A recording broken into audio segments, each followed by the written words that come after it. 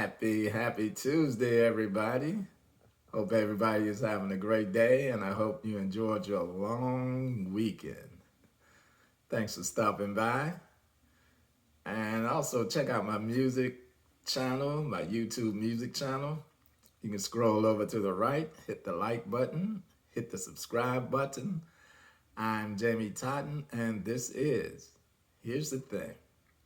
So today, I'll be talking about the WNBA. I also want to give you my top blue-eyed soul funk artists. My white brothers and sisters. And of course, the election watch. But we're going to start with the WNBA. The W is a very, very competitive league. So if you haven't been checking those highly competitive women athletes out, you're doing yourself a disservice. The playoffs are right around the corner. They will start the first week of October. The top 8 teams make the playoffs. No Eastern Conference, no Western Conference, just the top 8. So I've been watching the W since the days of Swoops and Cooper, of course, after the first so many years. They didn't put as much emphasis on the WNBA as they should have. So a lot of teams folded and so on and so forth. But yeah, I was watching them since the days of Cheryl Swoops, Cynthia Cooper, Tina Thompson. They all played for the now defunct Houston Comets. Those ladies won the first 4 championships of the WNBA. However, unfair, some may think it is, Caitlin Clark is the reason more eyes are on the WNBA. We know the reason why. Corporate America is taking notice. We know the reason why they took notice. We know why Madison Avenue took notice. But on the other hand, it will put more eyes on the women who have been putting in that work. And they will be able to get paid. Get paid some real money from all the TV revenue and ads. So, are the ladies going to touch up Clark every now and then? Sure they are. Just like they touch up any other player, But believe me, they appreciate what she does for the W. Like they say, a rising tide lifts all ships. So, I watched Clark play this year. She is no joke. She plays hard, complains a lot, but is passionate at what she's trying to do. The WNBA is looking good right now.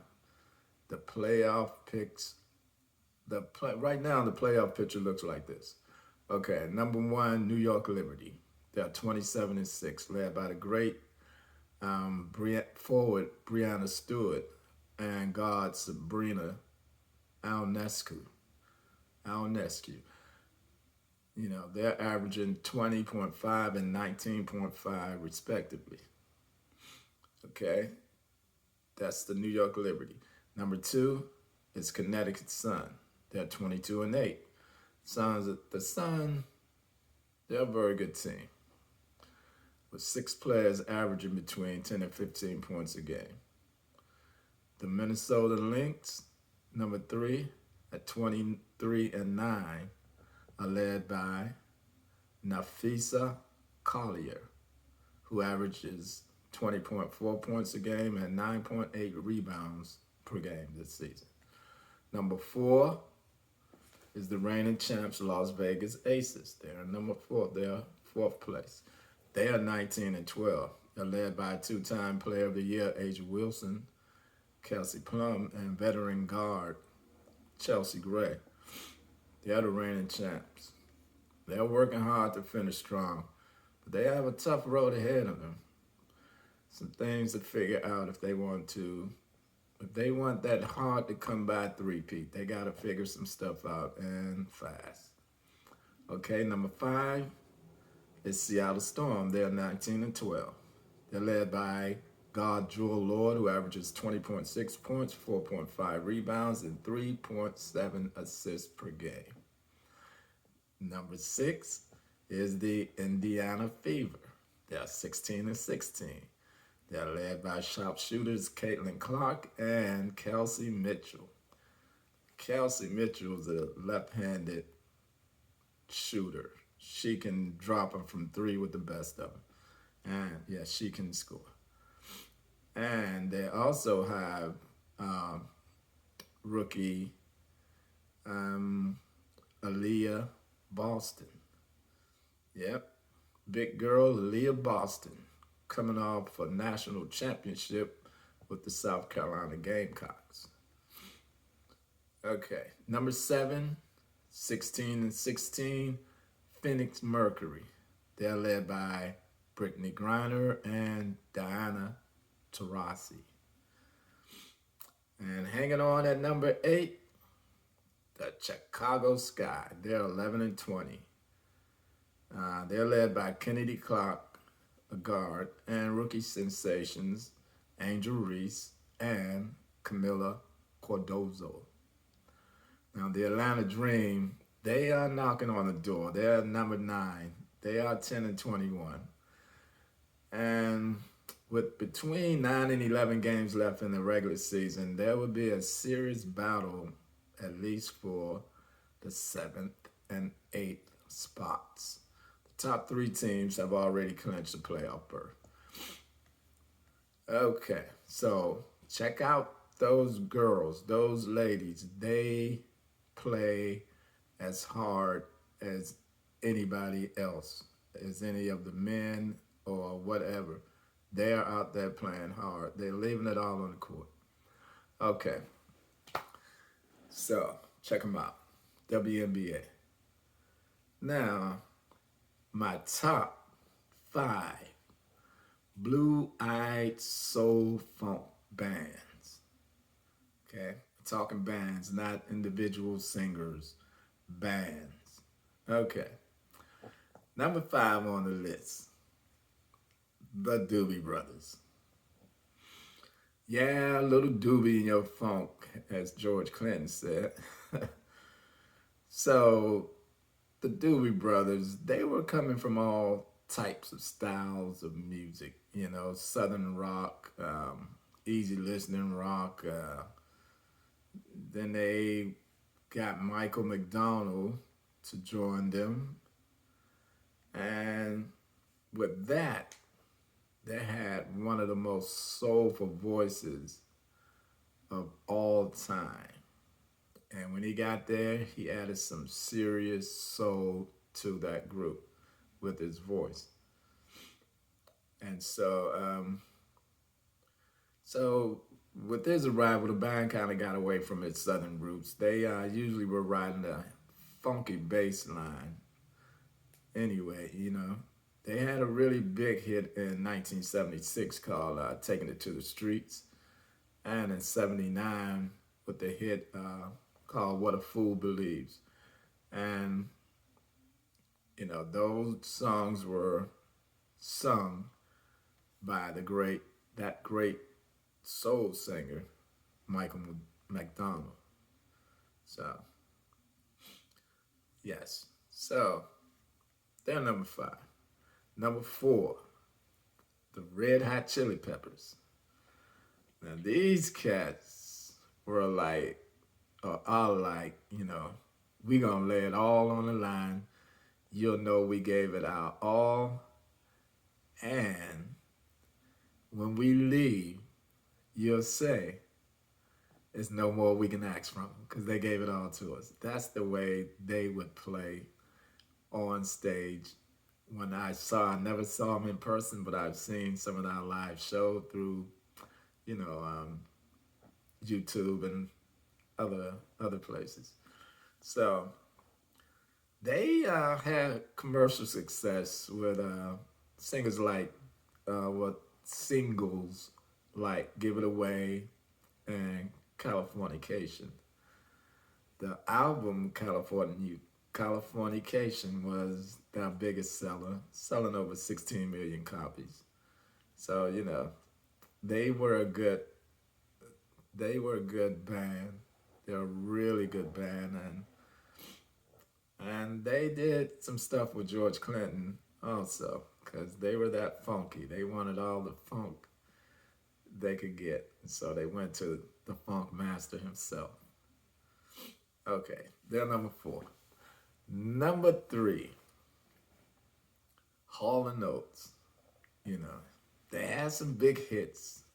Very big hits like Sarah Smile, She's Gone, Out of Touch, You Make My Dreams Come True, and a lot of others. Those guys could sing, no doubt about that. They were very rhythmic, and the band was tight, always. They were always tight, and they always had great lyrics. So they're number 3 on my list. Yes. Number 2, AWB, the Average White Band.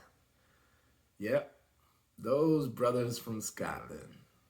Now, the band first had to be the tightest band ever out of Europe.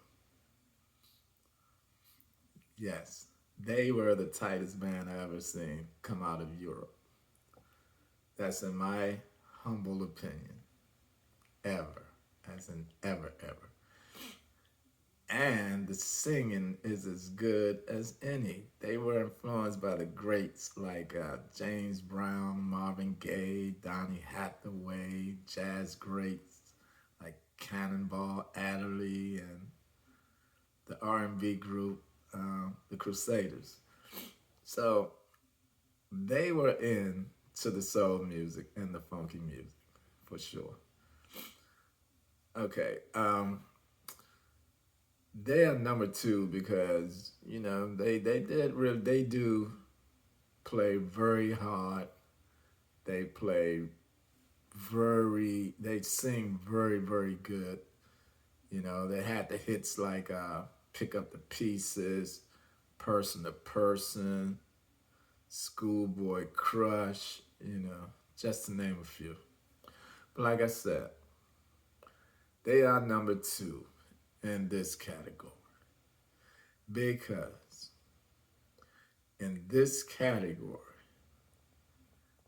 there can only be one band at the top, and that band is Steely Dan. I'm not saying number 2 is your average white band, but what I'm saying is ain't nothing average about Steely Dan. Nothing. Those guys, man. They are tight. They are a tough band. And, nothing is ordinary about them. And not even the way I became a fan of Steely Dan. But that's another story for another time. So Steely Dan is the name of the band. They were formed by guitarist Walter Becker and keyboardist Donald Fagen. In '71, they were formed out of New York. They had commercial hits like Ricky Don't Lose That Number, Hey 19, Peg, and many, many more. The 2 albums that really made me a fan are Gaucho and Asia. Great albums. I've seen them in person a few times in the last 5 years, and they are still one of the greatest live shows I've ever seen, I've ever heard. Our style of music is like a jazz, funk, soul fusion with some rock and roll sprinkled in there. My uncle called them the white funk. Yeah, called them the white funk. So, play that funky music, white boys. play that funky music. So yes, that was my top five blue-eyed soul, blue-eyed funk bands. And number five there was the Doobie Brothers. Number four, the Red Hot Chili Peppers. Number three, Hall and Notes. And that was a band, Hall and Notes. I saw them in Richmond also. And those cats were playing hit after hit after hit after hit. Okay, that's they're number three, Hall and Notes. Number two, Average White Band. Um, the Average White Band, they were so good, and in the 70s, they were really doing that thing. Okay, and of course, number one of the baddest bands I've ever heard in my life is Steely Dan. Now, if you don't know about Steely Dan, check them out. I'm sure you heard some of that music, and I'm sure you'll like what you hear, because they are that good and they are that talented. Okay, the election watch. It was great to see President Biden out stomping with Vice President Harris. These are the times to get our voting plans together. Not only a plan for ourselves, but also have a plan to help your neighbors or the elderly or who may need your help to get to a poll or just need your help to explain to them the consequences and the things that are going on if they don't know, and what they are voting for, who's voting, who's running. You know, help out whoever you can help out in this time, at this time, because this election is no joke. It's for a lot of marbles, you know. So let's talk about a little bit of Project 2025. Okay, Project 25 on DEI, diversity, equity, and inclusion.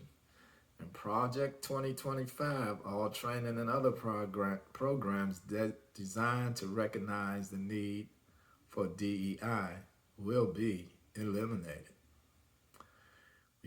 We are already seeing the effects of these Republican actions with the killing of affirmative action.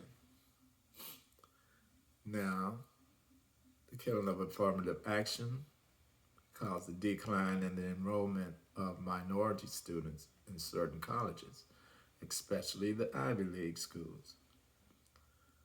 In my opinion, a nation that kept a race of people down for so long should try to help those people get what's needed to lift them and their families out of, in many cases, generations of below average living. They tell us education is the key, but is the highest education only for the elite? Harris Waltz is the ticket I'm riding with, and I know they are the ticket that will help lift people up and help people out the most. So let's get it done. Let's keep our eye on the ball. And you have a great, great rest of your day. Remember, hit the like button, hit the subscribe button, and have a good evening. And I will see you tomorrow. Peace.